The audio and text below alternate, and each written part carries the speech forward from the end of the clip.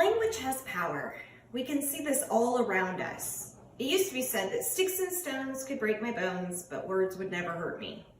But the world has changed, and the way we say something could hurt me, could hurt our audience, can change things for better or for worse.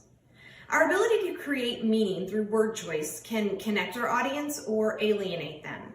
And our understanding of how to select appropriate language for ourselves, our audience, the context, and the topic, and knowing what strategies are available to us through language can ensure what it is that we say is as meaningful as how we say it.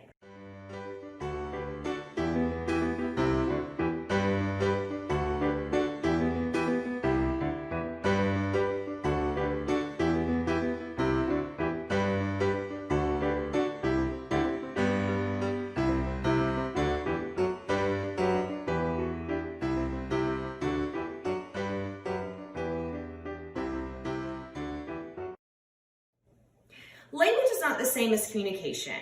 In the textbook, The Public Speaking Project, author Dr. Ramsey shares that often we confuse the two, thinking that misunderstanding comes from a lack of communication or even not enough communication, when in reality, it's the quality of communication, our ability to create shared meaning through language, that causes the misunderstanding.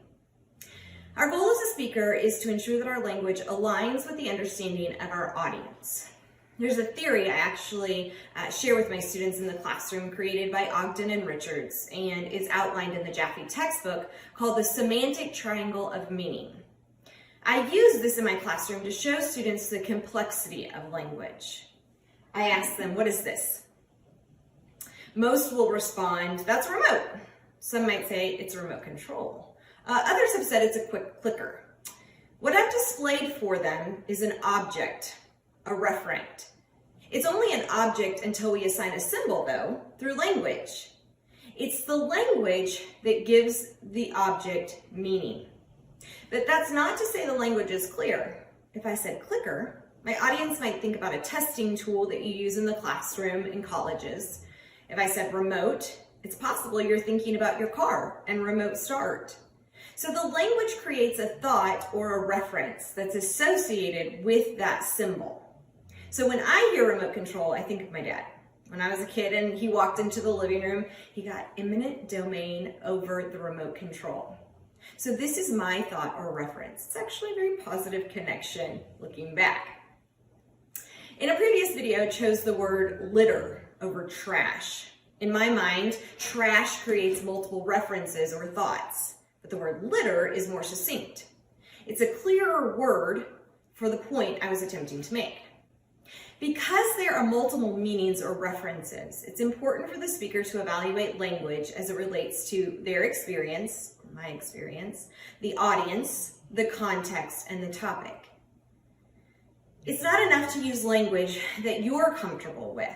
I used the word bogus the other day to refer to something I didn't think was right, to which my daughter responded, nobody uses that word anymore. So while I feel comfortable using that word, it certainly wouldn't connect with a middle schooler's perspective. So not only do I consider my comfort level with the language I'm using, I have to consider my audience's experience and references, their comfort level with their understanding they have associated with the word that's defined, both denotative and connotatively. The difference you know is that a denotative definition is one we would find in a dictionary. It's the literal definition of the word, whereas the connotative definition is the reference or meaning that we give to the word. My dad. Think about this word list.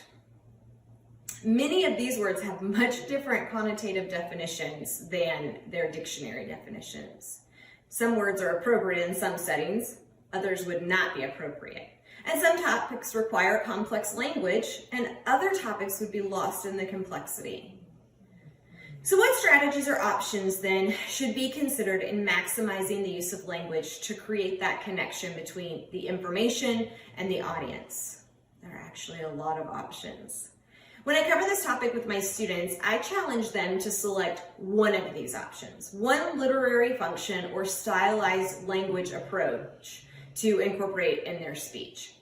The power that stylized language has on a speech can actually transcend time and connect the audience in a greater way because the references we can make with the language that we've chosen.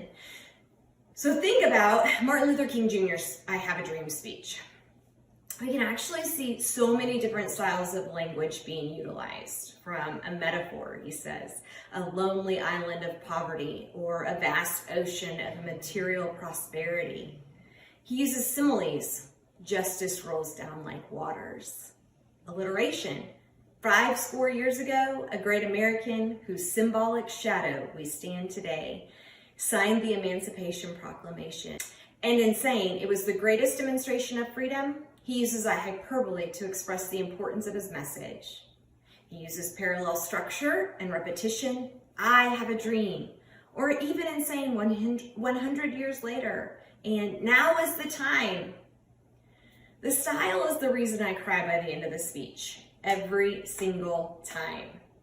Why do I feel so much passion when hearing this speech?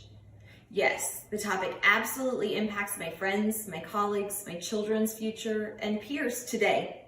That's evident. But the speech itself impacts me because of the language Martin Luther King chooses. It's because of the rhythm that he incorporates. It's the comparison he makes between racism and a bad check. It's the sweltering heat of injustice. I can feel the heat and I don't like it. It makes this topic so pertinent and so pressing 60 years later because we can see and we can feel the message he is sharing. There's a list of literary styles that you may choose in delivering your speech, but there are also tips and considerations too that must be made when adding style.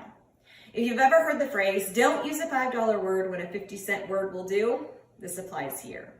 Use simple language. There isn't a need to use a thesaurus for the sake of sounding more educated or refined. If I were to say to you, a piece of pre-decimal currency conserved is coinage grossed, I probably lost you at pre-decimal. What I'm trying to say is a penny saved is a penny earned. The flowery language, though, added too much complexity to the phrase. If I wanted to say I went swimming on a hot day, though, I could replace hot with a more visually stimulating word. Boiling, scorching, stifling. Remember, though, when you replace those 50-cent words, it increases the reference or thoughts associated. So evaluating, again, the context, the topic, the audience, and your own comfort level is important. When you make this evaluation, you'll ultimately find yourself using more concrete and precise language, which is a second tip. Choose concrete words over abstract ones. If I said it was bad weather, you and I both know, based on my preferences in temperature, I might actually think weather that's 75 degrees and sunny is terrible or bad because I'm a winter person. Instead, you would say that it was a torrential downpour or it was hailing the size of golf balls. This reduces the misinterpretation of the language and meaning because there is no gray area as it relates to how we both define bad. Utilizing personalized language will also help increase the quality of communication. In line with concrete language, you want to show your audience the connection your topic has to them personally. So specifically indicating you will be impacted by this decision rather than saying the world will be impacted. I'm part of the world. Show me the connection through personalized language. Another tip, avoid sexist and heterosexist language. Remember that male-linked language communicates male superiority, and not everyone is heterosexual. So pointing to someone and saying, consider this woman having a difficult time with her husband, excludes many of your audience members from the connection and probably leaves them uninterested or engaged from your speech from that point forward. Always avoid language pitfalls. Do not use profanity and avoid exaggeration. Even powerless language can disconnect your audience from your communication. I think this could be a problem. My uncertainty is communicated negatively, especially if I've built my credibility related to the topic. Instead, it is a problem. Incorrect grammar relates to basic language use errors, regionalisms, mispronunciations, and colloquialisms, and can impact your credibility as well. Language, by all standards, is complex. It can increase understanding and misunderstanding. Most of what you know comes from language. Most of what I know comes from language. What I've been told about history, the details I've been given about places I've never been, or ideas and concepts shared that I've never considered.